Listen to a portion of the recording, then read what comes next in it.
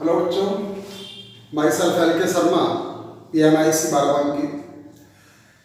आज फिजिक्स के टॉपिक में हम लोग पढ़ेंगे कि किसी भी सर्किट के अंदर रेजिस्टेंस को कैसे जोड़ा जाए, किस तरीके से रेजिस्टेंस कनेक्ट किया जाए।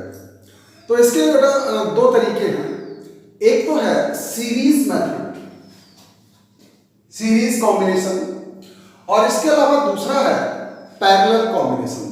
तो बारी बारी से हम लोग जो है एक एक करके ये दोनों ही जो है तरीके किस तरीके से रेजिस्टेंस को हम ऐड करेंगे, किसी सीरीज के अंदर कनेक्ट किया जाता है, आज उसके बारे में पढ़ेंगे।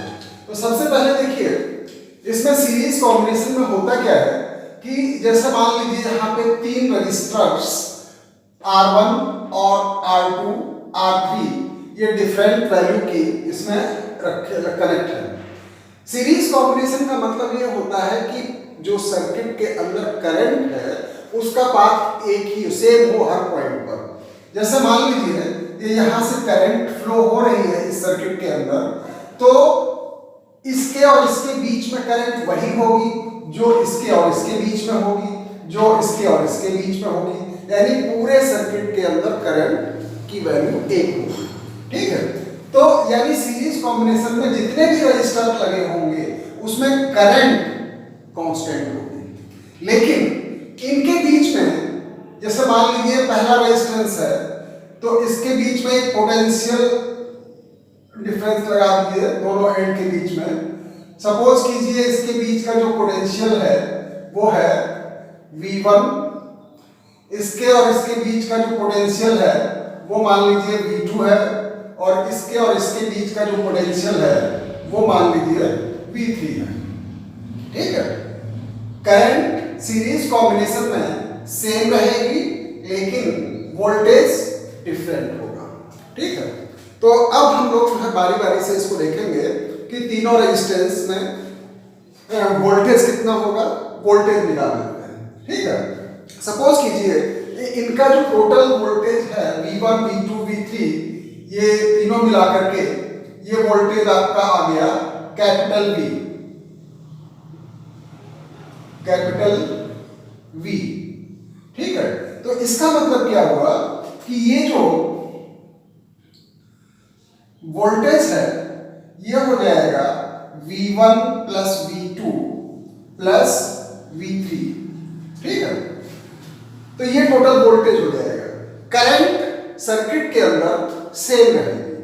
तो अब हम जो है इसमें ओम्स लॉ का यूज करेंगे हर रेजिस्टेंस के लिए, और डिफरेंटली इंडिविजुअली सेपरेटली उसमें हम निकालेंगे वोल्टेज कितना हो रहा है। तो यहां पे लिख लीजिए, इन दिस, इसको नोट करना चाहें तो आप नोट करते जाइएगा। In this circuit, in this circuit we have three resistors. We have three resistors of different value,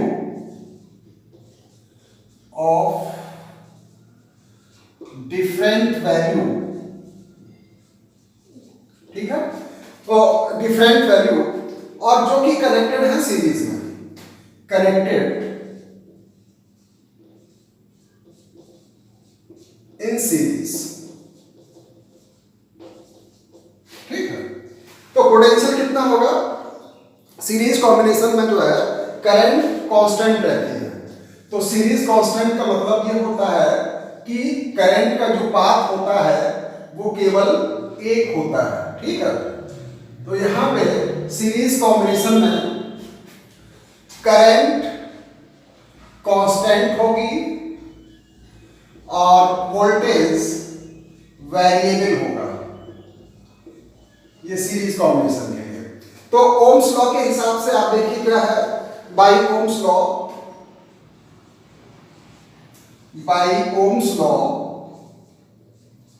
ohms law क्या है, V इक्वल टू IR। ठीक है, तो बाय ओम्स लॉ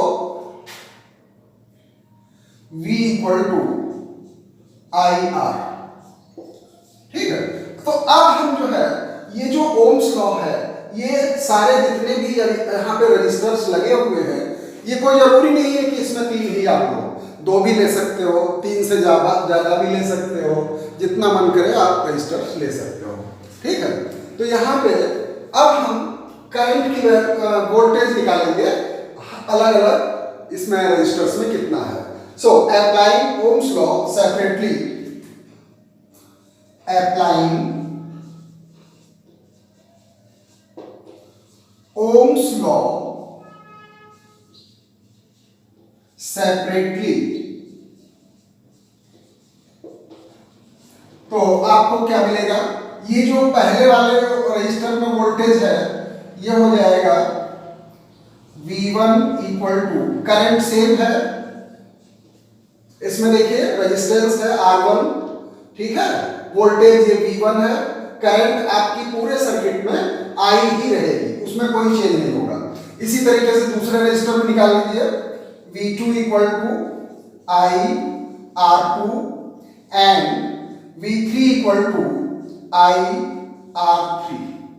अब हम इस वैल्यूज को, ये सारी वैल्यूज को सब्स्टिट्यूट कर देंगे इसमें, तो जब आप इसको रखोगे तो ये मिलेगा V इक्वल टू, V1 की जगह पर रखोगे I R1, V2 की जगह I R2, V3 की जगह I R3।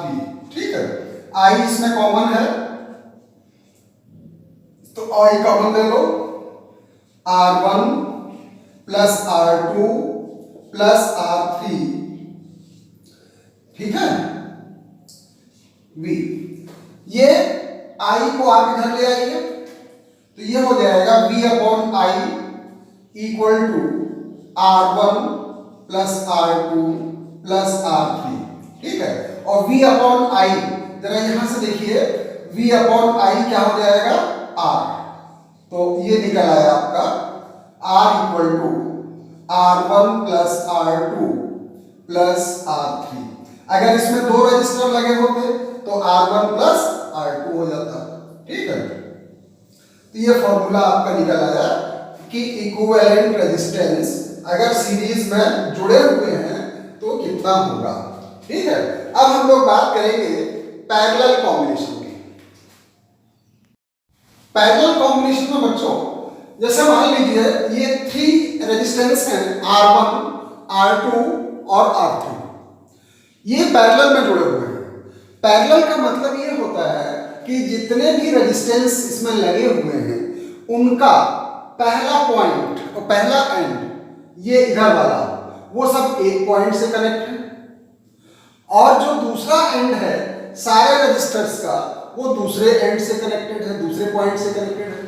ठीक है, तो अब इसमें जो है, जैसे मान लीजिए कोई सर्किट है और उसमें करंट आ रही है, तो ये करंट आई और ये करंट यहाँ पे जब आएगी इस जंक्शन पे तो ये 2 पार्ट्स और 3 पार्ट्स में डिवाइड हो जाएगी। इस वाली ब्रांच में सपोज करिए करंट I1 गई, दूसरी वाली जो ब्रांच है जिसमें सेकेंड रजिस्टर लगा हुआ है उसमें आपकी करंट I2 गई, और तीसरी वाली जो ब्रांच है उसमें करंट I3 गई।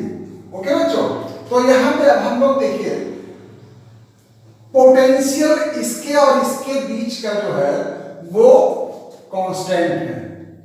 ये मान लीजिए ये 2 पॉइंट है आपके, यहाँ पे करंट आई इस पॉइंट पर, ये 3 ब्रांचों में डिवाइड हो गई। उसके बाद में जब ये इस पॉइंट पे पहुंचेगी तो यहाँ पे पहुंचने के बाद में फिर वो तीनों करंट यहाँ पे आके मिल जाएंगी। ये देख रहे हैं, ये करंट I1 गई इस ब्रांच से होकर के, फिर यहाँ पे आके मिली, I2 करंट इस जगह पे आके मिली, I3 करंट ये फिर उसी पॉइंट पर आकर के मिली। तो यहाँ पे देखिए एक जो बहुत इंपॉर्टेंट चीज है कि जो करंट है उसके 2 कॉमन पॉइंट हो गए। एक कॉमन पॉइंट आपका ये है जहां पे करंट डिस्ट्रीब्यूट हुई, और दूसरा जो है करंट का जो कॉमन पॉइंट है वो ये है जहां पे करंट वापस आकर के मिली। ठीक है, तो पैरेलल कॉम्बिनेशन में करंट के 2 कॉमन पॉइंट होते हैं। अब ये करंट, ये जो आई थी वो अब आपकी बाहर निकल गई और इसकी वैल्यू क्या हो जाएगी, इसकी वैल्यू हो जाएगी I1 plus I2 plus I3। ठीक है बच्चों, तो लेट, इसको लिख लीजिए, late I be the current, I be the current in the circuit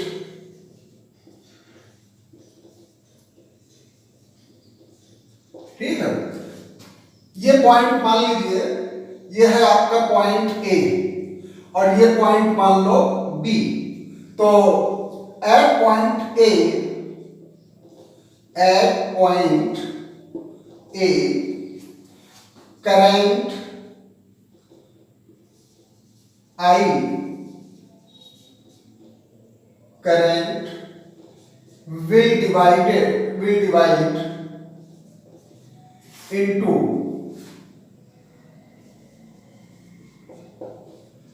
three parts। ठीक है, ठीक है। अब मान लीजिए ए और बी के बीच का जो पोटेंशियल है वो है V। तो यहां पे अब देखिए पोटेंशियल डिफरेंस इन दोनों के बीच, दो पॉइंट के बीच का कितना है, V। ठीक है, सो ये जितने भी रेजिस्टेंस हैं इसमें लगे हुए हैं, इन सभी में पोटेंशियल आपका सेम होगा, करंट डिफरेंट होगी। तो इस कॉम्बिनेशन के लिए I की जो वैल्यू होती है वो डिफरेंट होगी। ठीक है, और यानी I की वैल्यू वेरिएबल होगी, ऐसे कह लो वेरिएबल, और पोटेंशियल आपका जो है वो कांस्टेंट होगा। इस केस में सीरीज कॉम्बिनेशन में आपका I कांस्टेंट था, V वेरिएबल था, यहां पे I वेरिएबल है, V कांस्टेंट है, और I के दो कॉमन पॉइंट होंगे। ठीक है, जो करंट है उसके दो कॉमन पॉइंट होंगे, एक कॉमन पॉइंट ए है और दूसरा कॉमन पॉइंट बी है।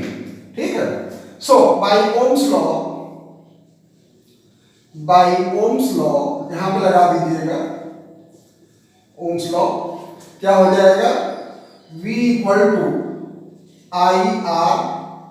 तो I की वैल्यू क्या हो जाएगी, V अपॉन R। ठीक है, अब हम इंडिविजुअली I1, I2, I3 की वैल्यू ये कैलकुलेट कर लेंगे। ये तो फॉर्मूला हो गया V upon R equal to I का। अब हम अलग अलग ब्रांचों के लिए निकालते हैं। So I1 equal to V upon R1, ये पहले वाली ब्रांच में करंट निकल आई, इसमें पोटेंशियल वही रहेगा, V की वैल्यू सेम रहेगी, इसमें भी सेम रहेगी, इसमें भी सेम रहेगी। R1, R2, R3 आपके डिफरेंट हैं, तो ये हो जाएगा I2 equal to V upon R2 and I3 equal to V upon R3। तो टोटल करंट कितनी हो गई, total current I equal to I1 plus I2 plus I3, value रख दीजिए सबकी, V upon R1 plus V upon R2 plus V upon R3। ठीक है, अब V कॉमन ले लीजिए, तो ये हो जाएगा 1 upon R1 plus 1 upon R2 plus 1 upon R3। ठीक है, तो I अपॉन V ये हो जाएगा। तो अब यहां पे देखिए I को लिख सकते हो आप क्या, V अपॉन R, तो ये हो जाएगा I की जगह पर V upon R equal to V 1 upon R1 plus 1 upon R2 plus 1 upon R3। ये V कैंसिल हो जाएगा, तो फाइनली आपको जो रिजल्ट मिलेगा वो मिलेगा 1 upon R equal to 1 upon R1 plus 1 upon R2 plus 1 upon R3। ये फाइनल रिजल्ट आपको पैरेलल कॉम्बिनेशन का मिल गया। तो इसका मतलब ये है कि सीरीज कॉम्बिनेशन में रेजिस्टेंस को आप सीधे सीधे ऐड कर दीजिएगा, ठीक है, और पैरेलल कॉम्बिनेशन में इसका रेसिप्रोकल हो जाएगा, 1/r equal to 1/r1 plus 1/r2। तो इस तरीके से ये सीरीज और पैरेलल कॉम्बिनेशन से रिलेटेड जो प्रॉब्लम्स न्यूमेरिकल में आएंगी तो आप इसको अलग अलग कर लीजिएगा करेक्ट, ठीक है। और इसमें कभी कभी ऐसा होता है कि मिक्स भी दे दिया जाता है, लेकिन वो आपके सिलेबस में अभी नहीं है, 12th क्लास में है। मिक्स्ड का मतलब ये है कि किसी सर्किट में सीरीज में भी रहेगा और पैरेलल में भी रहेगा, तो उसको अब आपको देखना है कि कौन कौन से सीरीज में जुड़े हुए हैं और कौन से पैरेलल में जुड़े हैं। 12th क्लास का 10th क्लास में भी जो है इस पे प्रॉब्लम्स मिल जाती है कभी कभी। तो आप देखिएगा कि जहां पर सर्किट के अंदर सीरीज वाला जो क्वेश्चन हो मतलब उसको अलग जो है करिएगा आप कैलकुलेट इस फॉर्मूले से, और पैरेलल वाला जो है आप इस फॉर्मूले से करिएगा। ओके बच्चों, थैंक यू।